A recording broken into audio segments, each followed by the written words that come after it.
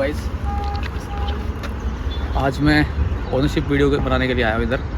और गाड़ी तो अब आप देख ही रहे होंगे कि लास्ट वीडियो जो मैंने बनाया था ओनरशिप का, वो शायद मैंने बनाया था 2000 किलोमीटर के अराउंड। और अभी उस बात को हो गए 10 महीने। तो अभी गाड़ी चल चुकी है 15,000 किलोमीटर। और 15,000 किलोमीटर गाड़ी चल चुकी है और गाड़ी में काफ़ी कॉस्मेटिक चेंजेस भी मैंने करवा लिए हैं। और कुछ रिप्लेसमेंट या कुछ परफॉर्मेंस एनहेंसमेंट ऐसा कुछ नहीं करवाया है, बस नॉर्मल अपनी जो गाड़ी चल रही थी। हाँ, बट ये है कि पिछले 10 महीने में मैं गाड़ी इतनी चलाई है तो मोस्टली सिटी से बाहर ही चलाई है। और काफ़ी ट्रिप्स हमने लगाई गाड़ी से। केरला भी लेके गए इसको, तमिलनाडु भी लेके गए, और महाराष्ट्र में ज़्यादा नहीं घूमे बट कर्नाटका भी गए। और फिर एक अलग ट्रिप में हम इसको बेंगलोर भी ले गए। तो बेंगलोर तो खैर एकदम रोड टू रोड था, तो उसमें तो कुछ हाईवे रन नहीं था मोस्टली। बट जो हम उसको तमिलनाडु लेके गए, ऊटी और कुन्नूर गए थे हम। उसके ब्लॉग्स वगैरह डाले मैंने एक दो, वो डालूँगा अभी 1-2 दिनों में। तो उन वीडियोज़ के अंदर क्या था कि वो उस नॉट वीडियोज़ में उस टाइम की वो जो हमारी लोकेशन थी उसमें वो सब पहाड़ वहाड़ का रास्ता था, सब हिली एरिया था और थोड़ा फॉगी कंडीशंस भी थी, हल्की ठंड भी थी। तो गाड़ी ने तो किसी की तरह कोई प्रॉब्लम नहीं करी। बट मैं ऑनरशिप में मेजरली अभी आज मेरा जो मेन फंडा वो यही था एक्सप्लेन करने का कि गाड़ी अब कैसे चल रही है। और 2000 किलोमीटर मेरे को लगता है कि वो गाड़ी पे भी आपने काफ़ी मेरे को काफ़ी व्यूज़ भी आए और वो मेरे को काफ़ी अप्रिशिएशन भी मिला। और 2000 भी कम नहीं होता for a new car. But ये था कि अब 15,000 किलोमीटर तो कुछ ज़्यादा हो जाता है एक गाड़ी के लिए। और एक पर्सनली जैसे मैं कल बोल भी रहा था वर्कशॉप वाले बंदे को भी कि 15,000 किलोमीटर के बाद गाड़ी की सर्विस जो होती है, proper oil change, filter change, everything, तो उसके बाद आपको फील होता है कि हाँ गाड़ी अब आपकी पुरानी होनी शुरू होगी। जब तक गाड़ी आपकी 1 साल के अंदर होती है और गाड़ी आप चलाते हो 10-12 हज़ार किलोमीटर या 5,000 किलोमीटर तो इतना फ़र्क नहीं पड़ता। लेकिन 10-12 हज़ार प्लस के बाद, 15,000 के बाद और पूरा 1 साल गाड़ी कई तरह के टेरेन पे, कई तरह के क्लाइमेट में चलाने के बाद आप अपने हिसाब से गाड़ी के बारे में काफ़ी कुछ बता भी सकते हो, एक्सप्लेन भी कर सकते हो। और ऐसा मैं कोई बहुत ज़्यादा ज्ञानी आदमी नहीं हूँ अबाउट मैकेनिक्स का कार और अबाउट द परफॉर्मेंस जो भी गाड़ी की होती है उन सब चीज़ों में, इंजन को लेके। बट एज ए लेमैन, और जैसे भाई मैं गाड़ी चलाता हूँ, पता ही आपको पहले भी मैंने बताया था कि भाई जो मेरे पास पहले गाड़ी थी डीजल की 520 और अभी मैं चला ही रहा हूँ वर्टस। तो वर्टस में मेरे को अलग से जो फ़र्क लगा था वो सब चीज़ें तो मैंने लास्ट टाइम ही आपको बताई दी थी कि जैसे उसमें मेरे को सस्पेंशन का बहुत फ़र्क लगा था, जो ड्राइविंग कंडीशंस के हिसाब से जैसे स्टेबिलिटी होती है गाड़ी की, या मोड़ पे गाड़ी कॉर्नर्स पे कैसी रहती है। तो वो सब चीज़ें तो बहुत अच्छी थी। उसके अलावा मैं इसको पहाड़ों में ले गया। अब पहाड़ों में गाड़ी जैसे 1.0 इंजन था, तो सबसे ज़्यादा मेरे को जो जैसे मैं रील्स वगैरह डाली मैंने अपने इंस्टाग्राम अकाउंट पे, या उसके अलावा मैंने जो शॉर्ट्स वगैरह भी डाले गई, तो उसमें मेरे को काफ़ी रिप्लाइज़ वगैरह इस तरह के आए कि जैसे मेरे को 2 ही क्वेरी आ रही है रिसेंटली। एक तो गाड़ी के अंदर आपने क्या किट वगैरह या कुछ बॉडी किट या कुछ जो कॉस्मेटिक अपग्रेड्स करवाए हैं, छोटे मोटे, आगे कुछ स्प्लिटर लगवाया है, या मैंने लगवाया था स्प्लिटर दिख रहा हुआ आपको बैठा हुआ है, तो वो मेरा हल्का सा क्रैक हो गया था लेफ्ट साइड से। तो वो मैं अभी नया लगवाऊंगा, दूसरा आया पड़ा हुआ है वो मेरे बंदे के पास, बट वो मेरे को टाइम नहीं मिल रहा लगवाने का। तो वो, और पीछे से जो गाड़ी में काफ़ी चीज़ें मैंने चेंज करवाई हैं, डिफ्यूज़र वगैरह लगवाए हैं, और स्पॉइलर भी दिखाऊंगा आपको, तो वो भी मैंने चेंज करवाया। तो वो सब चीज़ें, चलो उसका मैं अलग से वीडियो बना दूँगा जिसमें मैं ये सब चीज़ें थोड़ा सा एक्सप्लेन भी कर दूँगा कि कहाँ से मिल सकती हैं और कितने की मेरे को पड़ी, ऑनलाइन या ऑफलाइन शॉप के थ्रू, फिटिंग्स कैसी कहाँ से करवाई, कितने पैसे फिटिंग के दिए, कितना पैसा उस प्रोडक्ट का दिया, तो वो मैं अलग से करूँगा। आज कल बात करेंगे हम गाड़ी के परफॉर्मेंस के बारे में कि भाई एक्सपीरियंस अब तक कैसा रहा। और 12 महीने पूरे हो गए गाड़ी को, और आज मैं शूट कर रहा हूँ 8 अक्टूबर को, एयरफोर्स डे है, हैप्पी एयरफोर्स डे सबको। तो उस हिसाब से भाई जैसे गाड़ी 1 साल के चला ली है अब मैंने, और मार्केट में या सिटी में भी जाते ही रहते हैं हम, मतलब जाते हैं पर इतना फ्रीक्वेंट नहीं जाते। बट मार्केट वाला क्या, वो सबको पता है गाड़ी कोई भी गाड़ी होगी वो ठीक ही परफॉर्म करेगी। 1.0 चाहिए वो 1.2 हो, चाहे 1.5 हो, पेट्रोल हो चाहे डीजल हो, चाहिए वो ईवी हो चाहे गैस पे चला हुआ। सिटी में गाड़ी आपको ना परेशान करती है ना आपको एक फिक्स पिकअप से ज़्यादा पिकअप चाहिए होता है। लेकिन जब आप बाहर चलाते हो गाड़ी, हाईवे पे चलाते हो, पहाड़ों पे चलाते हो, या पहाड़ों छोड़ दो पहाड़ एक बार के लिए, लेकिन कोई लोकल रास्ते पे चलाते हो, रफ टेरेन है, गांव का रास्ता है, नालियाँ वालियाँ हैं, रोड बन रहा है, कहीं आप रोड से नीचे उतरे हो या एकदम जंगल में चला रहे हो। अब मैंने मिट्टी में भी चलाई गाड़ी काफ़ी 2-3 बार, 2-3 किलोमीटर तक, ज़्यादा लंबा नहीं, कच्चे रास्ते जिसको बोलते हैं हम, कच्चे रास्ते पे गाड़ी चलाई। तो वो सब में जो मेरा एक्सपीरियंस रहा, तो गाड़ी ने कहीं भी मतलब परेशान नहीं किया, ऐसा नहीं हो रहा था कि कुछ लैग फील हो रहा है।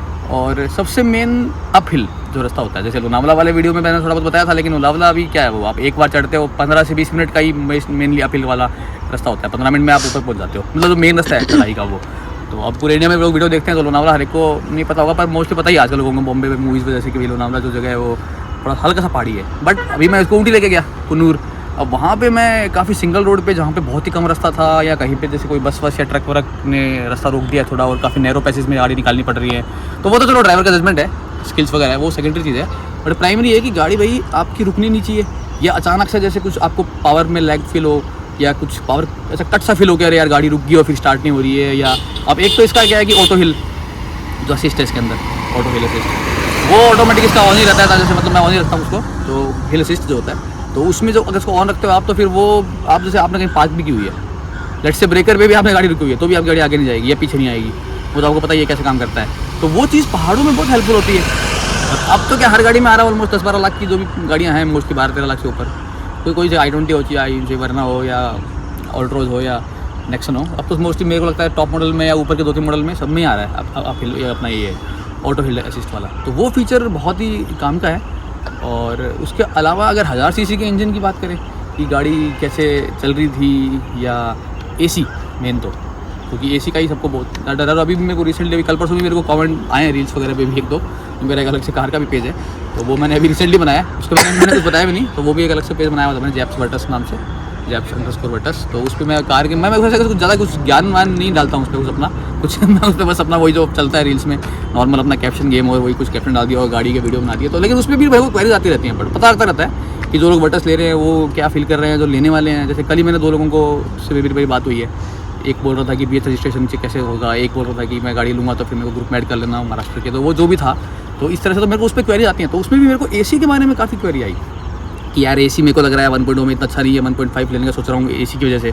तो फिर मैंने उसको समझाया कि AC का कोई प्रॉब्लम नहीं है, और थोड़े से टाइम के लिए बीच में एक बार AC अपडेट आया था इनका, जिसमें क्या हो रहा था कि 1.0 जो है अपना 1000 सीसी, इसमें AC की प्रॉब्लम आ रही थी गाड़ी में।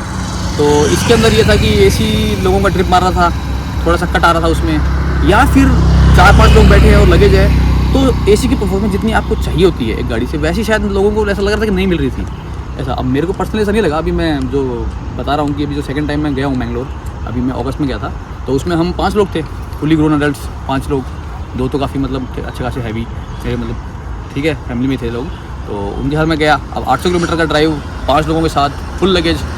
तो इसमें एक पर्सनली एक चीज़ और भी आती है कि PSI मतलब जो प्रेशर है हवा का कितना रखना है। अब ये भी एक बहुत लोगों को मतलब या तो आइडिया नहीं है, क्योंकि मैंने खुद कम से कम 5-6 लोगों को पिछले 1 महीने में ही क्लियर किया है कि भाई 32 या 34 हवा मत रखो।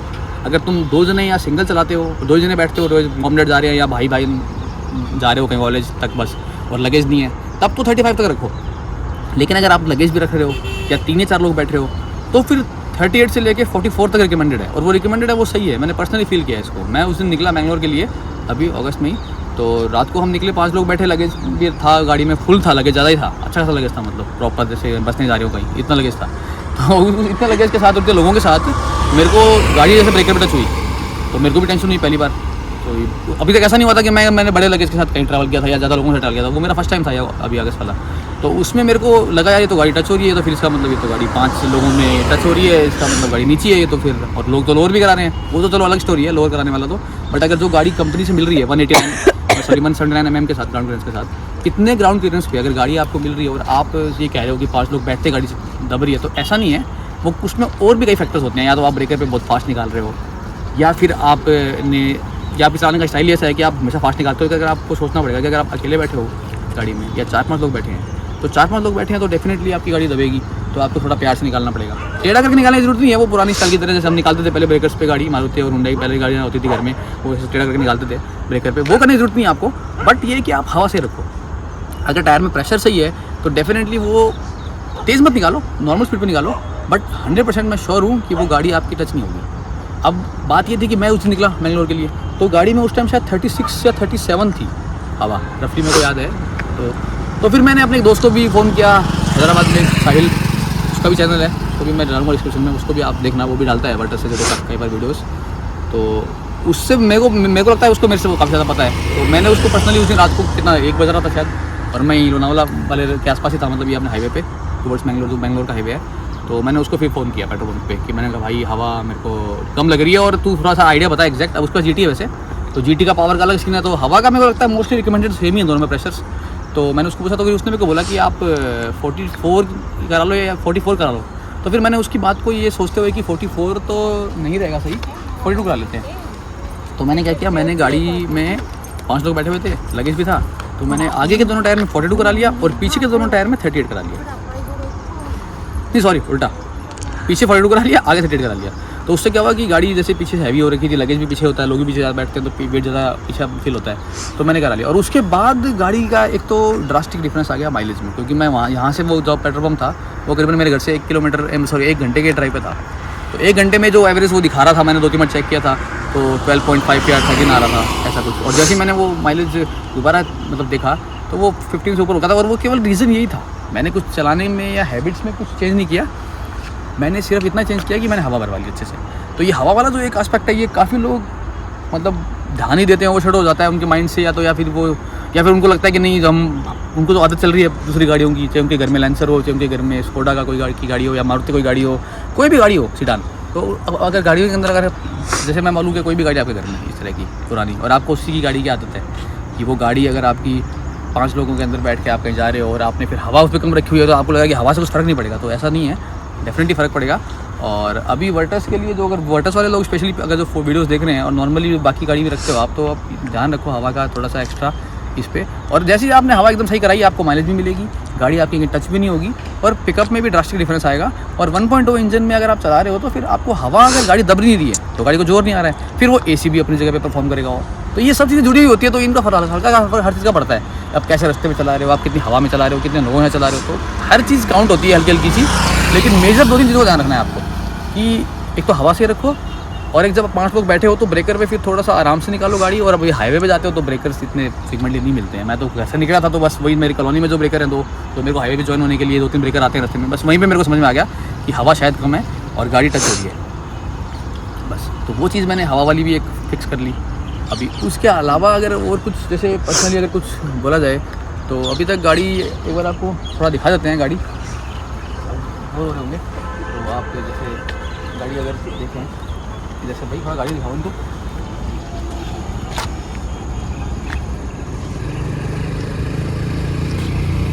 तो गाड़ी में जैसे मैंने एलॉय पेंट करवा लिए थे इसके अभी रिसेंटली।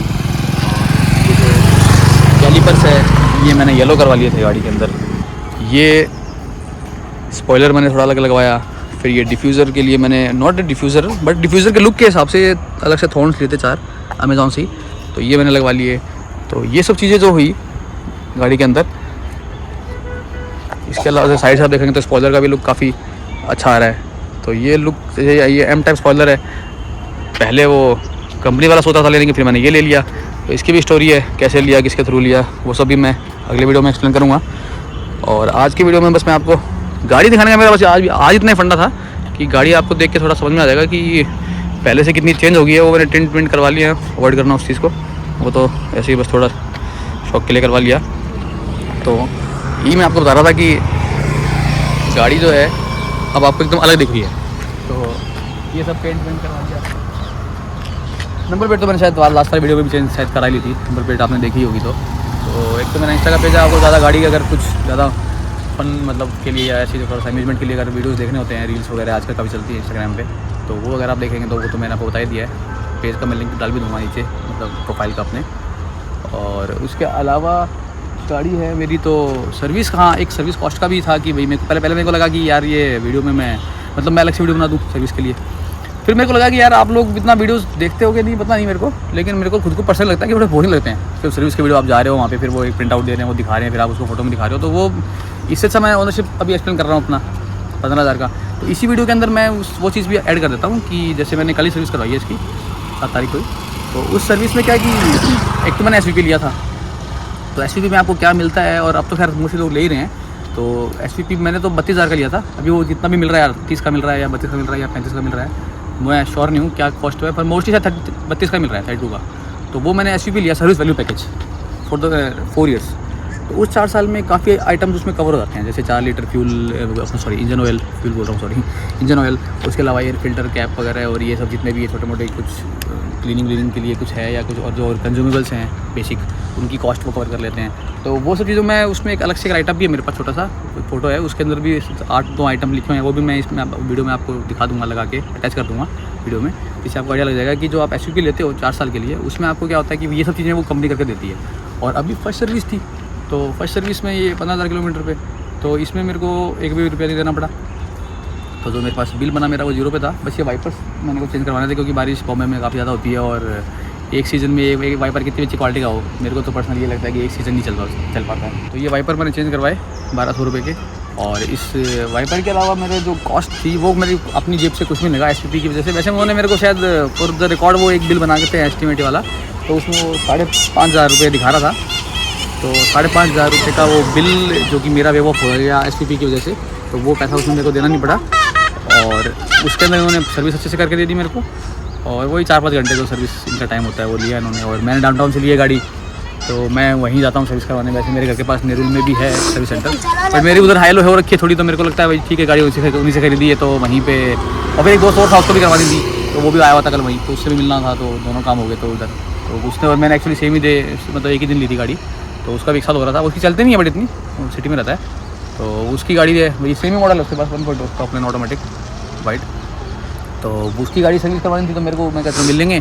तो मैं अगर इसीलिए इतनी दूर सेवड़ी में जो इनका मेन सिटी में वर्कशॉप है वहाँ गया, तो वहाँ मैंने सर्विस करवाई। तो 15,000 किलोमीटर की सर्विस, 1 साल की सर्विस, और मेरे 15,000 चली गई है पूरी गाड़ी। तो उस पर मैंने वो सर्विस करवाई, तो वो सर्विस मेरे को फ्री ऑफ कॉस्ट, मतलब वही जो SPP का पैकेज है जैसे मेरे को वो फ्री ऑफ कॉस्ट पड़ गई, और मेरे को अभी कुछ देना नहीं पड़ा। तो फॉक्सवैगन की गाड़ी अगर आप ले रहे हो तो अभी कोई सोचे कि यार अभी कितना कॉस्ट, मेरे को बहुत आता है ऐसा कॉस्ट ऑफ मेंटेनेंस कितना है। कई लोग तो ये भी पूछ लेते हैं कि भाई अगर मैं अगले 5-6 साल गाड़ी रखूँगा तो मैं कितना खर्चा होगा, मेरी सैलरी इतनी। अभी यार मैं कोई CA नहीं हूँ या मैं कोई फाइनेंशियल एक्सपर्ट या कोई इस तरह का बंदा नहीं हूँ जो कि इस तरह की चीज़ें मतलब पूरा डिटेल में बता पाऊँ। मतलब मैं तो जस्ट एक कॉमन सर्वेंट हूँ, तो मैं तो ये सब चीज़ें नहीं बता सकता इतनी डिटेल में बस। लेकिन फिर भी मैंने उन लोगों को मैं दोस्तों से पूछ के या वैसे कुछ ना कुछ रिप्लाई मैं दे देता हूँ कि भाई अगर आप गाड़ी ले रहे हो तो भैया रफली आपका साल में इतना मेंटेनेंस होगा, और अगर उसमें भी कुछ वेरिएंट या कुछ किसी के लिए कुछ साथ कुछ अलग चीज़ कुछ हो गया, कुछ खर्चा लगा गया या जो भी है, तो उस हिसाब से तो आपके भाई कितना खर्चा आएगा। तो अगले 4-5 साल तक आप गाड़ी रखना चाहते हो या 5-7 साल तक रखना चाहते हो तो कितना पैसा लगेगा। तो वो मैं अभी यहाँ पे एक्सप्लेन नहीं करने वाला वो सब, बट एक बेसिक आइडिया बता रहा था कि भाई जैसे आपको आइडिया अगर बता रहा था कि अब जैसे मैंने अभी 1 रुपया भी नहीं लगा, अब अगली सर्विस आएगी तब तक हो सकता है कुछ छोटा मोटा पार्ट रिप्लेसमेंट या कुछ चीज़ टूट जाए या कोई रिप्लेसमेंट मेरे को अपनी जेब से पॉकेट से पैसा देके करवाना पड़े, तो उसके लिए डेफिनेटली मैं पे करूँगा ही। बट इन कंपनी की साइड से 4 साल में SPP में काफ़ी चीज़ें कवर्ड हैं। और कई लोगों मैंने जब लास्ट ईयर गाड़ी ली तो मेरे को कई लोग ऐसे भी थे मेरे साथ दोस्त वगैरह वेटर्स वाले, जिन्होंने क्या किया था कि वो एक्स्ट्रा पब्लिक का क्या हर तरह दिमाग होता है, अब वो उन्होंने सब कुछ एक्स्ट्रा दिमाग लगा के ऐसे फ्यूचर में सोच के पूरा कि हम इतना पैसा देंगे SPP का, उसकी जगह हम सर्विस कराते हैं, उसमें हमारी इतनी कॉस्ट लगेगी, और दोनों चीज़ उन्होंने कंपेयर की, ज़्यादा मैथमेटिशियन मतलब बन रहे थे वो। तो उस चीज़ को सोच के भी उनको भी मुझे ये लगा कहीं ना कहीं आफ्टर ऑल मतलब लास्ट में हम इसी चीज़ पे पहुँचे, रिजल्ट हमारा यही था, कंक्लूजन हमारा यही निकला उस चीज़ का फॉर द होल स्टोरी कि भाई अगर आप SPP लेते हो तो 32,000 देना काइंड ऑफ जस्टिफाइड है as far as cost is concern, as far as service अंदर परफॉर्मेंस कंसर्न कि भाई हाँ 32,000 रुपये दे रहे हो तो गाड़ी आपको मिल रही है आराम चलाने को, और आप एक बार कुछ भी नहीं देना पड़ता आपको, आप अपना सर्विस करा जाते हो। अब अगली सर्विस में कुछ लोगा तो मैं वो भी शेयर करूँगा ही जब उसका टाइम आएगा। बट अभी के लिए इस वीडियो में मैं ये दो ही चीज़ हाईलाइट करने वाला था कि एक तो जो मेरे अभी हाईवे रन था जो मेरा जो हुआ, जो मैं रोड ट्रिप्स पे गया रिसेंटली, तो उसमें गाड़ी ने कोई किसी तरह की कोई परेशानी नहीं दी, और AC एकदम अच्छे से परफॉर्म किया।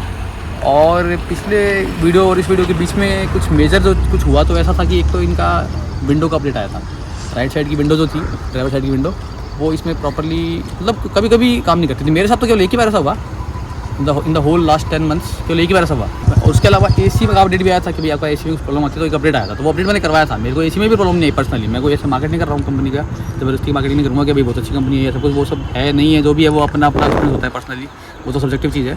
बट मेरा कंसर्न ये था कि मेरे को AC की प्रॉब्लम नहीं आई, हाँ विंडो की एक बार प्रॉब्लम आई, तो वो इन्होंने AC अपडेट के लिए गाड़ी एक बार मेरे को बुलाया था, तो AC अपडेट किया उन्होंने, आधा पौना घंटा लगा उसमें, 1 घंटे में उन्होंने वो गाड़ी फ्री करके दे दी। उसके अलावा फिर मेरी जो 7,000 की सर्विस थी उसका वीडियो मैंने डाला हुआ है अलग से, वो आप देख सकते हो, उसमें भी कुछ मेजर वो सर्विस बोलते भी नहीं है, वो बस जस्ट चेकअप ही था वो भी। बट अभी 15,000 वाला चेकअप था, इसमें उन्होंने सब पूरा प्रॉपर सर्विस हुई, और उस पर भी मैं मतलब पूरी तरह से कन्विंस था कि हाँ भाई जो मेरे को चीज़ प्रॉब्लम कुछ नहीं लग रही थी मेरी गाड़ी में पर्सनली, सब अच्छे से हो गया था। एक वो बूट था वो अपने आप खुलता नहीं था, बस खुल के मतलब वापस नहीं जाता था, तो वो उन्होंने स्प्रिंग सेट कर दिया उसका, वो भी बूट आप खोलोगे वो पूरा खुलता है। तो वो चीज़ भी आप देख सकते हो, अभी दिखाई देता हूँ आपको आज, तो आप देखते हो। तो पहले क्या था, पहले ये खुलता था तो ये अटकता था, अभी ये मैंने यहाँ से दिखाया, अभी ये गया, अभी ये वहीं पे फिक्स हो गया। तो ये अच्छा है अगर बच्चों के लिए या वाइफ के लिए कोई और बंदा यूज़ कर रहा है तो उसको आदत नहीं है, तो वो जैसे ही उठा कर खोलता था, खोलती हूँ लगाता और वो पीछे आगे लगता उसको, तो वो चीज़ अभी नहीं होती इसमें, तो वो चीज़ एकदम फिक्स होगी। ठीक है, तो ये अपना बूट वाला भी इशू फिक्स हो गया। उसके अलावा गाड़ी एकदम ओके चल रही थी, और जिस हिसाब से मैंने चलाई मतलब मैं बहुत ज़्यादा मतलब ऐसा कोई बहुत बताता नहीं हूँ गाड़ी, और हाईवे पे भी कितना भी खाली रोड हो या कितना भी अच्छा रोड हो 100 रिकमेंड होती है तो मैं 100 ही चलाता हूँ। और कभी कभार मूड होता है तो मैं 110 या 120 फीट कभी कभार हिट कर जाता हूँ, पर मैं रिकमेंड नहीं करूँगा वो चीज़ें। और जहाँ भी हाईवे पे जितना भी आपको 80 है तो 80 भी चलाओ, 100 है तो 100 के अंदर रखो, तो स्पीड अपनी मेंटेन रखो as per the government norms and the government guidelines. और उसके अलावा अभी इस वीडियो में मैं इतना ही बताता हूँ, और 2-4 दिन में या जैसे भी नेक्स्ट वीकेंड तक मैं वो एसेसरीज़ नहीं है, मतलब ये जो कॉस्मेटिक अपग्रेड्स हैं, स्पॉइलर वगैरह और स्कीटर्स वगैरह जो भी मैंने लगवाए हैं या मैं लगवाने वाला हूँ, उन सब का एक वीडियो मैं अलग से बनाता हूँ प्रॉपर्ली एक्सप्लेन करके, और उसमें फिर मैं वो आपको दोबारा मिलता हूँ उस वीडियो में कि क्या कुछ है। और उसके अलावा आपको कुछ गाड़ी के बारे में जानना है या कोई अलग वीडियो चाहिए आपको कुछ अलग तरह का, तो अलग तरह का इन द सेंस कि जो मैं हेल्प कर सकता हूँ आउट ऑफ माई नॉलेज, तो मैं उसके लिए वो वीडियो बनाता हूँ। तो वो आपको कुछ चाहिए अलग से तो आप मेरे को डेफिनेटली कमेंट में बताना। और बोलता बहुत फास्ट हूँ, वो तो हर बार बोलते ही है, और मैं इतना ट्राई करता हूँ, बट वो मेरा नेचुरल पेस उतना ही है, तो वो तो उसका तो कुछ नहीं हो सकता, बट ठीक है। तो ये वीडियो हम यहीं ख़त्म करते हैं। Alright, okay guys, bye bye.